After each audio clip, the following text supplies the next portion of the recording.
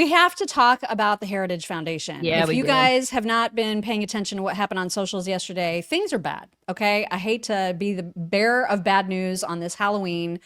Things are bad for the, not Republican Party, but for the conservative movement as a whole. It is.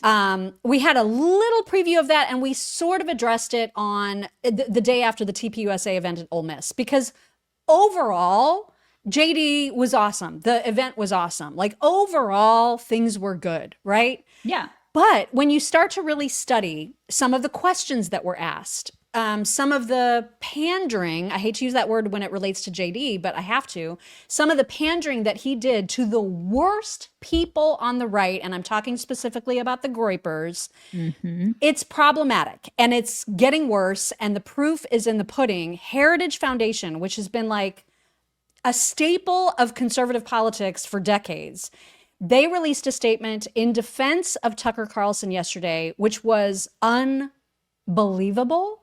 And we can't cut it down. Like, you need to hear the whole thing in context, because it starts off where you're like, this sounds reasonable. It's fine. Yeah. But then you really need to like absorb the words and understand who's being really criticized in Kevin Roberts. He's the president of Heritage. In his statement, here it is in its entirety. I'll have more to say on this in the coming days, but today I want to be clear about one thing. Christians can critique the state of Israel without being anti-Semitic. And of course, anti-Semitism should be condemned. My loyalty as a Christian and as an American is to Christ first and to America always.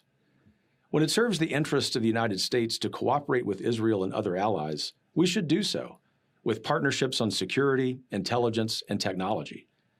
But when it doesn't, conservatives should feel no obligation to reflexively support any foreign government, no matter how loud the pressure becomes from the globalist class or from their mouthpieces in Washington.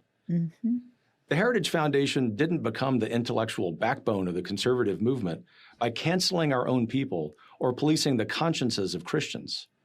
And we won't start doing that now. We don't take direction from comments on X, though we are grateful for the robust free speech debate. We also don't take direction from members or donors, though we are inherently grateful for their support. And we're adding more every day.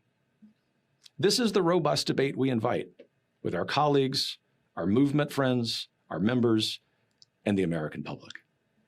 We will always defend truth. We will always defend America, and we will always defend our friends against the slander of bad actors who serve someone else's agenda. That includes Tucker Carlson, who remains, and as I have said before, always will be a close friend of the Heritage Foundation. The venomous coalition attacking him are sowing division. Their attempt to cancel him will fail. Oh my God. Most importantly, the American people expect us to be focusing on our political adversaries on the left, not attacking our friends on the right. I disagree with, and even abhor, things that Nick Fuentes says. But canceling him is not the answer either. When we disagree with a person's thoughts and opinions, we challenge those ideas in debate. And we have seen success in this approach as we continue to dismantle the vile ideas of the left. As my friend Vice President Vance said last night, what I am not okay with is any country coming before the interest of American citizens, and it is important for all of us, assuming we are American citizens, to put the interest of our own country first. That's where our allegiance lies, and that's where it will stay.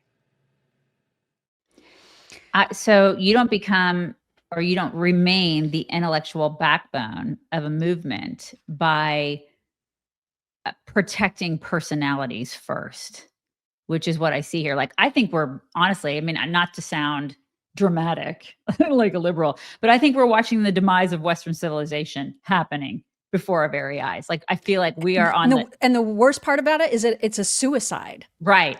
We're watching it happen like in real time. That's what I see happening over the past several years. And these think tank policy wonky organizations are focusing on personalities and not the actual issues. Like, I don't give a shit if Tucker is canceled or not. I don't care.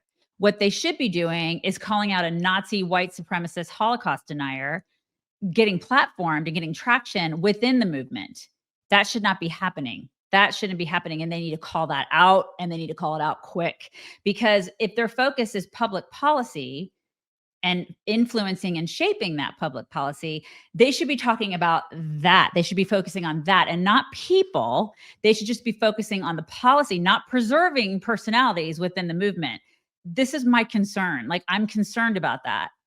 They're being feckless and weak and pathetic and wimpy, and I don't like it.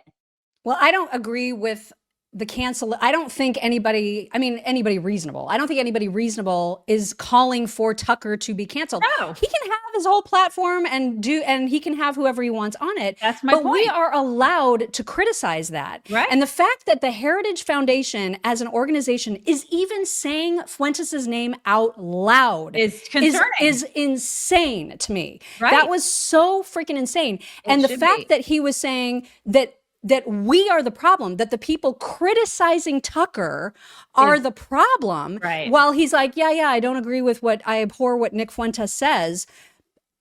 This is all like absolute madness that he is not recognized. He even said, we need to challenge these ideas. We need to debate these ideas. Tucker didn't do that. And so Right. the fact that he's just like, oh, Tucker's fine because we need to do. No, nobody's asking for deplatforming. We're just asking for these incredible psycho people to not be, what's the word I heard on Twitter the other day? Pedestalized. Stop putting them on these platforms that raise them to these levels that they have no, it's crazy to me that they're at, because just 2 years ago, everybody agreed that Nick Fuentes was a dangerous psychopath. Because and they're not now being- he's because they're- mainstreamed. Because they're not being clear about their policies, Mock. Because this organization is a bunch of feckless wimps who won't get With some no balls. standards. There There are no standards. Exactly, because they have lost their way and they're not saying this is what we stand for. You don't have to cut anybody down. They don't have to cut Tucker's balls off. They don't have to cancel anybody. I'm saying that's exactly what I'm saying. They do not have to cancel anybody. They just need to say, this is what we stand for, and we will not waver in that. Like, that was the wimpiest statement that you could ever see. And they will lose people like me and like people in here in the conservative movement. If they start aligning with freaking Nazis and white supremacists and people who whack off to Stalin, I'm sorry. I'm not sorry. Like, that is, it's bananas insane. what's happening. It is absolutely bananas. Like, we've been doing this for a long time. I have never seen such like wimpiness. You know what it's not hard to tell the difference of, though, is really good fresh pressed olive oil between this and store-bought, like on the grocery store shelves when you don't know how long it's been there. You can definitely tell the difference. Yeah, This is the real thing. Because olives are a fruit. Did you know that? They're fruit. I didn't know that because I'm not a foodie. I don't really care. I have a problem with that. That I'm not a foodie, or that olives are a fruit? That it's a fruit. It should be a vegetable. It's not. Olives it's are like a fruit. tomatoes. Right? Yeah, you're right. Olives are a fruit, and so olive oil is actually a fruit juice. So olive oil is at its peak of flavor and like nutritional potency when it's fresh pressed and it's like right there. So the stuff at the grocery store is kind of nasty, you guys. It's because it's been on the shelf for months, sometimes years. It can become flavorless and rancid, and that nasty. And people don't know. Like they just No. have grown so accustomed to the taste of like grocery store olive oil. Right. You don't understand Oh my what good God. olive oil tastes like until you've had this. And now I'm a big like dip really fresh bread into this olive oil person. Like, I used to only be able to do that at nice restaurants, but I don't like leaving my house. So this stuff is amazing, you guys. It's so good. And I'll get it. We'll get a couple bottles of it and I share it with friends and they're like, oh my God, this stuff is, and then they get it because it's the brainchild of TJ Robinson. He's the olive oil hunter. It's so good. You will never go back to the stuff that you were having before. I promise you. And as a special introduction to his club, TJ Robinson is willing to send our audience a retail size 39 bottle of one of the world's best olive oils. It's just the best. It's so yummy. You guys are going to love it. And it's just $1 to help them cover shipping. You can do that. So go to Chicks Love Olive Oil, chicksloveoliveoil.com. Get a full size $39 bottle of fresh pressed olive oil for just $1 shipping. No commitment. You can just get the bottle and then you're going to want to do it. I promise you. It's chicksloveoliveoil.com. Well, I mean, get a backbone, Heritage Foundation. Understand what you stand for. And if you don't, then just say, okay, well, we're okay with Nazis coming into our party. Right. I'm not okay with that. I'm simply not okay with it. And they shouldn't be either. Curious to see how Prager feels about this. Oh, yeah. I hadn't thought about. I'd love to see how they feel about this whole thing and where they stand on this. It's insane. Okay. We do have quite a bit of reaction, as you might imagine. A lot of people making some really, really well thought out points. One of those being Will Chamberlain, who said this statement sucks, and it's traceable to a single sentence: the venomous coalition attacking Tucker are sowing division. We're the ones that are sowing division. Yeah. That coalition didn't have a chummy-friendly podcast with a guy who's talked about giving the death penalty to perfidious Jews and remarked themselves that they despised Christian Zionists. Right. That was Tucker. Exactly. And as I've discussed in previous posts, I can think of few things more divisive than that. This is simply a gratuitous insult to right-wing Jews and right-wing supporters of Israel of all stripes. There isn't a coalition of people attacking Tucker out of nowhere, just a bunch of normal right-wingers who are rightly outraged by Tucker's own insults. Nothing about rejecting cancel culture or even defending heritage continuing to associate with Tucker required calling fellow conservatives venomous. Yeah, it's insulting. Spot on. It's insulting to Christians who love Jews. You know, it's Right. insulting to Christian Zionists who Tucker is like, they're the biggest pieces of crap. That's what he said about a lot of you people, about me. Tucker can F off. And Heritage Foundation, as far as I'm concerned, can F off. Yeah, it was such weak sauce. Batya Ungar Sargon also said this whole video is based on the assumption that the interests of American citizens doesn't include blacks and Jews who oppose the normalization of racism and the inclusion of Nick Fuentes in the conservative movement. Nauseating, repulsive stuff from Kevin Roberts. Yeah. Completely And some of us will still continue to call that bullshit out. We're still going to do it, whether you like it or not. And no matter how much of a minority we become. Because this is all Candace, this is all Tucker, this is all Fuentes, this is all the rise of the worst personalities imaginable. Yep. And it's all disgusting, you guys. It's all disgusting. There's no place. Seth Dillon asked, why do you call for anti-Semitism to be condemned and then in the next breath denounce the condemnation that's happening now as a divisive cancellation attempt being carried out by a venomous coalition? Please explain. I would love to get some explanation on that as well. Yeah, I would too. I mean, just wimpy. Yeah. Read Nathan Livingstone's post. As an Australian living in what's arguably the most leftist captured country in the West, with little hope of that changing anytime soon, it's bizarre watching what's happening to the right in America. We must unite to defeat the left and win. But you're already winning. You won the election. You've largely won the culture war, and it hasn't even been a year since Trump took office. Trump may have been right when he said back in 2016, we're going to win so much, you may even get tired of winning, and you'll say, please, please, it's too much winning. We can't take it anymore. And now it seems you're just cannibalizing yourselves. That is 1,000% correct. Yeah. That's why I say it's suicide, and that's what makes it even sadder is that we're doing it to ourselves. Like, what do Candace and Tucker think is going to happen as a result of this? You know, and people always come to our pages, our social all the time. You're getting $7,000, $7,000. Who's paying them? Yeah. I'd like to know who's paying them. Anybody asking them who's paying them? I'm not getting paid. I'd love to get paid. Seriously, send me a check, Israel, because I will defend Jews until the day I die. I don't understand why you wouldn't want to do that. I am not a Nazi. I am not a white supremacist. I don't understand where that is okay in conservatism. I don't get it. But I mean, if you want to send me $7,000, I'll happily take it. Who's paying them? Yeah. Mikhail Olson said the popularity of Fuentes, Carlson, and Owens is a reaction to decades of lies from trusted media, academia, and other institutions. People rightly note that we have been lied to, but wrongly conclude that everything is a lie. Fuentes takes full advantage of this reality. So does Candace. She, part of the whole shtick is because government has lied to us before, now they're lying to us about everything. Right. And that's not true. You know what I mean? Yes, we should trust and verify, but she has taken that to a level that is freaking batshit. It is. It's There's a staff writer at Breitbart whose name is Paul Boyes. I'm not sure if I'm saying that right. Please read his statement that he posted. I think it was on Facebook.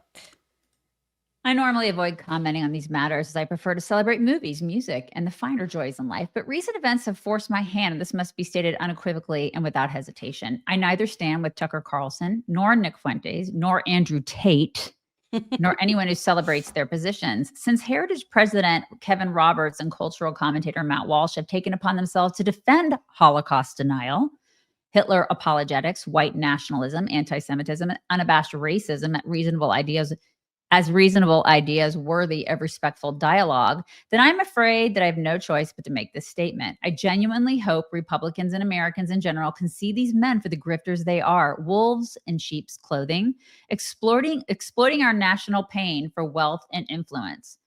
Far too many of these individuals have risen to places of prominence, building massive followings off American alienation while murdering whatever value or virtue that happens to be standing in the way of their Machiavellian dreams. I am putting my foot down and saying, no, God bless you all and God bless America. Yes, Paul. Yes. 1,000 times. Yes. I agree with him wholeheartedly. It's insane. It's like, I hope you guys enjoy, people say, 7,000. I hope they're enjoying their massive wealth promoting They absolutely are. It's unbelievable. Christina Hoff Sommers, who I'm so mad at X because I have not seen her content in forever. And we, of course, follow her and she follows us. And she wrote a blurb for our book, for crying out loud. But I have not seen her content in forever. And I finally saw just this morning that she had also posted about this, and specifically Nick Fuentes, and said Tucker Carlson gave this cultic maniac a forum. Now Kevin Roberts has dragged Heritage into the freak show. The left is going full jihadi and the right is succumbing to whatever the fuck this is. Exactly. And then she posted this clip of Nick. She's absolutely right. I don't even know what it is. I don't know. I can't even tell you what it is, but I see things that we have always, our party has always rallied against. Right. And now people are like, what? You're not a white supremacist and Holocaust denier? What? You're getting $7,000. Oh my God. What is think about like moderate independent types, centrist types who probably are more center right than they are center left, now seeing that the right is becoming the very things that they always thought the right was stereotyped as. And racist, white supremacist. It's all happening. Yeah, and we're like, that's not us. I don't want to be associated with any of that. Oh, believe me, Mock. I saw two this morning, actually, before we did pre-show. I was on X. I saw two. One was a black man, and he was like, I reject the right now. I thought I actually align more with the right, but I see this bullshit. Nope. Thank you, but no. This is the problem. This pushes people away. We will lose elections because of these lunatics. So congratulations. We had such a great thing. We were right winning. There. We were winning. Trump was right. We were winning so hard. And these people, what are they doing? They're taking a freaking blowtorch to it. And I don't know what the end game is for them. I really don't. I don't understand it at all. Like I asked the question, who's paying them? Who's Sean paying them? Sean McGuire said Charlie Kirk was the bulwark holding the Groypers back because there was no one that hated Fuentes more.